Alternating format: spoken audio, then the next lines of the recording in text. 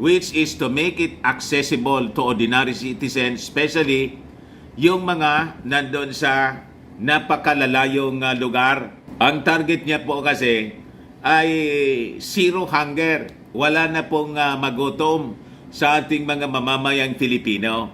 So that is on top. Doon mga kababayan sa pinamimigay na libre ng bigas, sako-sakong bigas, hindi na po 20 pesos, libre na.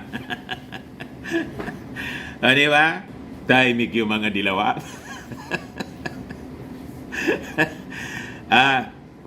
Biglang napipi po. Wala silang komento ngayon. Napahiya siguro po.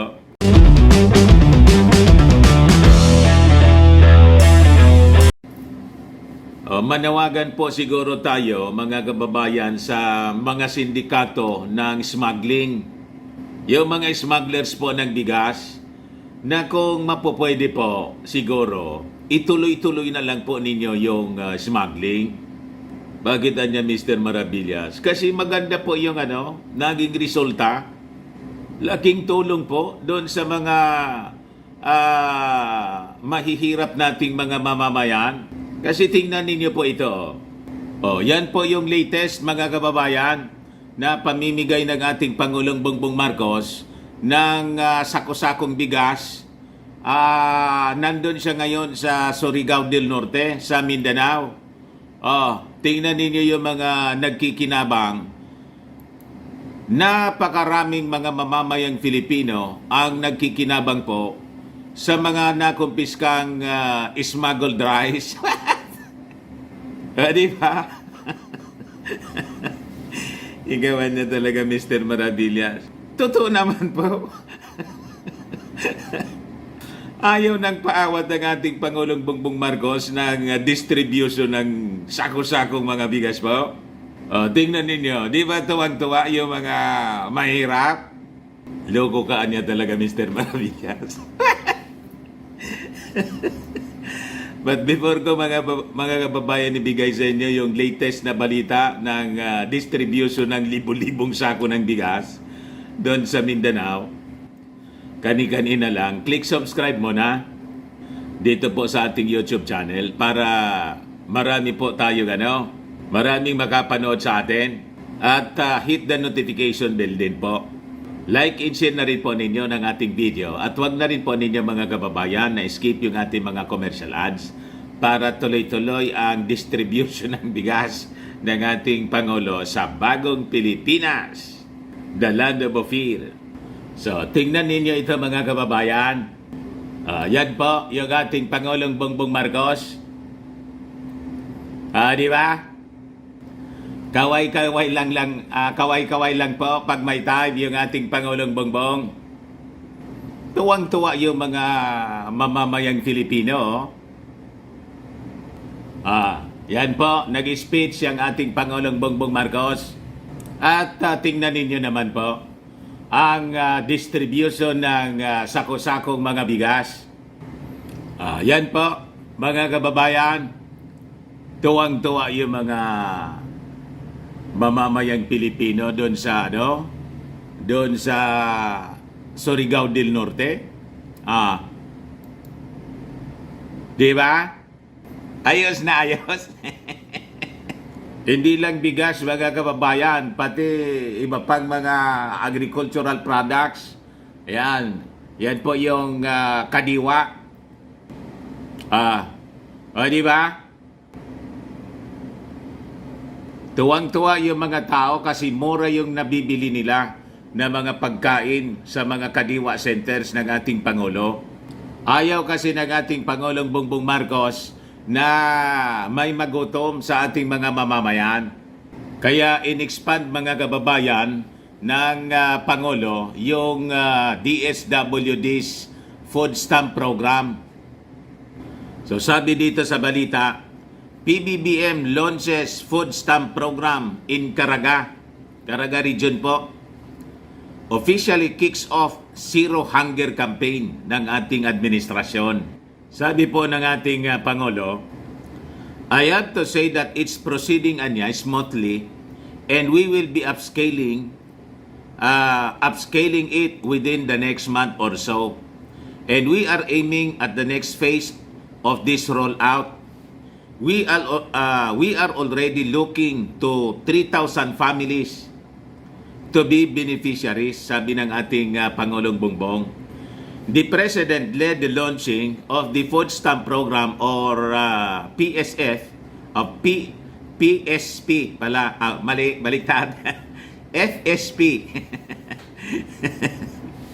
Food Stamp nga eh. FSP at the Teatro Nandapa in Dapa, Siargao Island, where he distributed the electronic benefit transfer or EBT cards loaded with 3,000 pesos food credits to at least 50 beneficiaries in the province.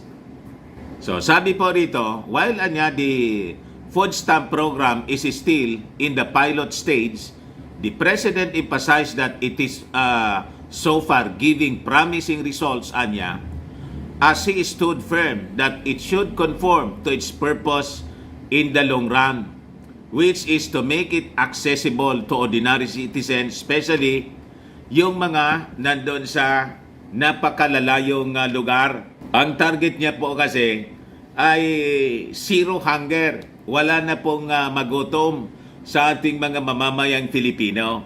So that is on top. Doon mga kababayan sa pinamimigay na libre ng bigas, sako-sakong bigas, hindi na po 20 pesos, libre na. Ano ba? Tahimik yung mga dilawa.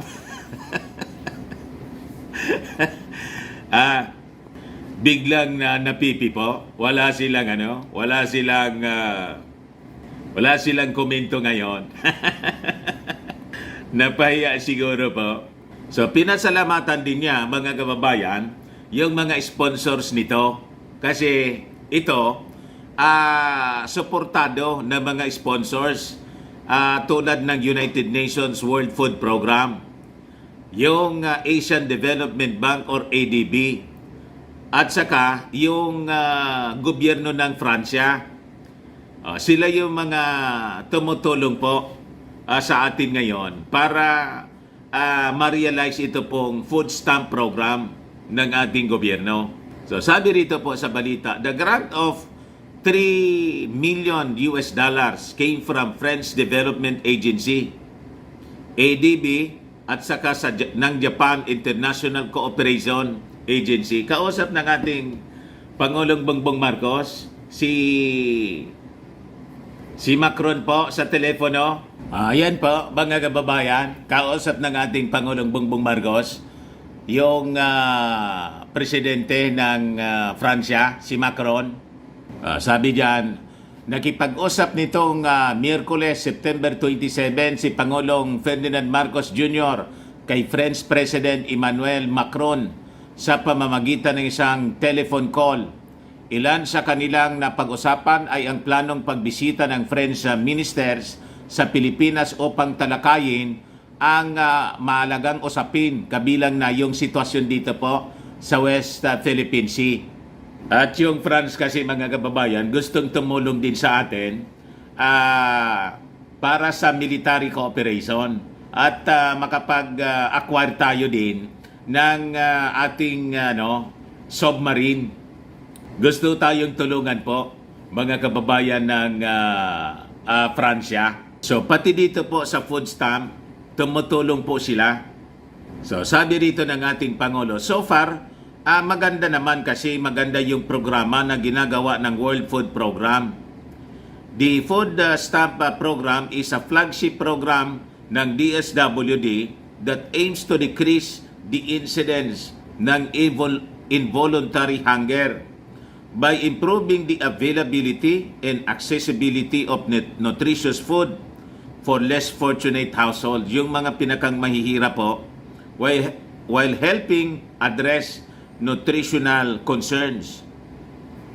It provides cash-based assistance in form of the EBT cards, yung electronic benefit transfer cards, mga kababayan. So it is a pilot program intended for 3,000 families in 5 areas. Namely, Tondo, doon sa Maynila, Dapa, Siargao, San Mariano, Isabela, Garci-Torena sa Camarines Sur, dito sa Bicol Region, and Parang, doon sa Maguindanao. So, yan po mga kababayan, yung launching ng programa doon po sa Siargao Island sa Surigao del Norte, mga kababayan. Ayos pa. Ayan man lang mga kababayan yung short video natin ngayon. Baka lang gusto ninyo itong itry. Fairmax Firming and Lifting Cream, pinapahid po sa mga pulses in affected area. Mahinan po sa paninigas na mga kaso-kasuan. Ito naman po, Automax Radiant Serum. Sa mukha naman yung application. Anti-aging po siya. You will look 10 years younger than your age. Sa mga cancer patients naman po, baka lang gusto ninyo itong itry. Ning siya Red Mix Fruit Drink. Hindi man po siya gamot, food supplement siya. Kaya lang, gawa siya mga kababayan sa goji berry. Yung goji berry may anti-cancer properties. O yung mga inquiries ninyo, dumiritso na lang kayo sa aming messenger sa Facebook para masagot namin agad. Ako po si Dante Maravillas. Bye-bye po.